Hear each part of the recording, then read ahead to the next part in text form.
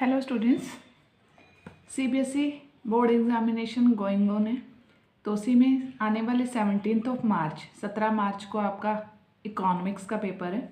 तो उसी के लिए ये एक शॉर्ट सीरीज़ मैंने स्टार्ट की है जिसमें आपके जो असर्शन रीजनिंग वाले क्वेश्चंस हैं उनकी हम प्रैक्टिस करेंगे, सो डैट आपको ये जो क्वेश्चंस अभी तक बहुत डरावने लगते हैं एक टाइप से, वो चीज़ आपके साथ नहीं होनी चाहिए एग्जाम्स में। तो उसी के लिए ये एक मेरी तरफ से एफर्ट रहेगा।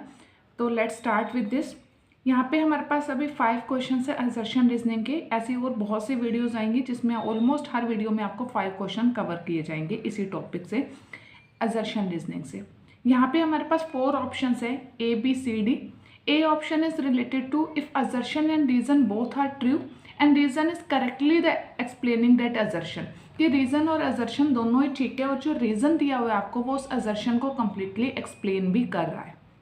Second option B option is if reason and assertion both are true but reason is not correctly explaining that assertion, कि reason और assertion दोनों ही true है बट वो जो reason आपको given है वो उस assertion को correctly explain नहीं कर रहा। Third option C option is if your assertion is true but reason is false, and your fourth option is if your assertion is false but reason is true. तो उसके basis पे हमें इसको check करना है। आप अपने एग्जाम में चेक करेंगे कि आपका ए ऑप्शन क्या इंडिकेट कर रहा है, उसी अकॉर्डिंग आप आंसर करेंगे कि आपका ए ऑप्शन असर्शन ट्रू और रीजन फॉल्स को इंडिकेट कर रहा है या बोथ ट्रू को और करेक्टली एक्सप्लेनेशन को इंडिकेट कर रहा है, किसके लिए। तो उसी बेसिस पे आप अपना आंसर मेंशन करेंगे। Let's start with this. तो पहला असर्शन गिवन है फर्स्ट क्वेश्चन में, microeconomics is an aggregation of all the firms producing a particular commodity in the market। कि जो माइक्रो इकोनॉमिक्स होती है ना, तो स्टूडेंट्स जब हमने बात की थी माइक्रो मैक्रो के डिफरेंस की, तो उसमें हमने लेवल ऑफ एग्रीगेशन किया था, डिग्री ऑफ एग्रीगेशन। माइक्रो में लिमिटेड एग्रीगेशन होता है, मैक्रो में काफ़ी हद तक एग्रीगेशन होता है। तो वही चीज़ ये कह रहा है कि माइक्रो इकोनॉमिक्स में एग्रीगेशन तो होता है बट किस चीज़ का, जो पार्टिकुलर कमोडिटी की एक स्पेसिफिक हमने कोई कमोडिटी ले ली, उस कमोडिटी को जितने भी फर्म्स प्रोड्यूस कर रही हैं उनकी स्टडी हम माइक्रो इकोनॉमिक्स में करते हैं, उस लेवल तक का एग्रीगेशन होता है। That one is completely correct. तो हमारा जो असर्शन होगा वो यहाँ पे क्या हो जाएगा, करेक्ट हो जाएगा।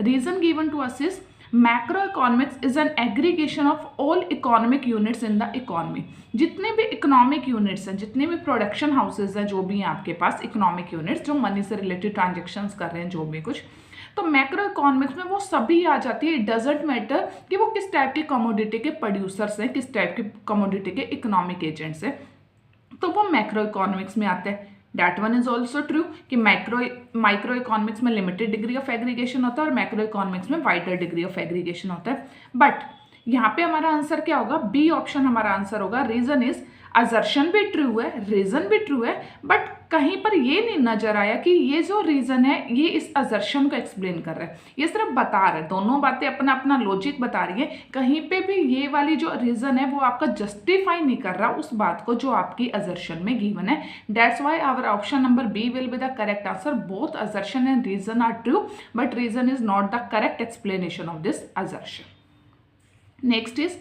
From the view point of an individual saving is a vice. ये कह रहा है कि एक इंडिविजुअल अगर सेविंग करता है तो वो अच्छी बात नहीं होती, is a vice.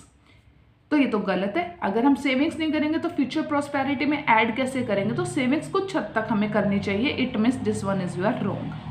Reason is save more is not always a virtue. Save more, अगर हम ये करते हैं कि हम पूरा नेशन ही सेव करने लग जाए तो एग्रीगेट डिमांड कम हो जाएगी और डिमांड नहीं होगी तो मार्केट में प्रोड्यूसर्स क्या करेंगे, वो प्रोडक्शन नहीं करेंगे। एज सच एम्प्लॉयमेंट भी कम हो जाएगा कंट्री में, तो अनएम्प्लॉयमेंट और पुअर्टी हो जाएगी। तो इसीलिए वो कह रहे हैं save more is not always a virtue. हमेशा अच्छी चीज़ नहीं होती, अच्छी बात नहीं होती बहुत ज़्यादा सेविंग्स करना। This one is our correct. So हमारा यहाँ पे ऑप्शन नंबर क्या राइट होगा, D option will be the correct one. Assertion is false but reason is true.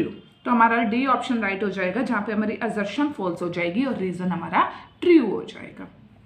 Third question is budgetary policy of the government is a part of macro economic analysis. तो macro economic के scope में हम लोग यही पढ़ते हैं कि हमारा जो एग्रीगेट सप्लाई, एग्रीगेट डिमांड है, गवर्नमेंट बजट है, मनी है, बैंकिंग है, नेशनल इनकम है, बैलेंस ऑफ पेमेंट है, ये सब हमारे किसके पार्ट है, मैक्रो इकोनॉमिक्स का पार्ट है। तो हमारा ये असर्शन क्या हो जाएगा, करेक्ट हो जाएगा।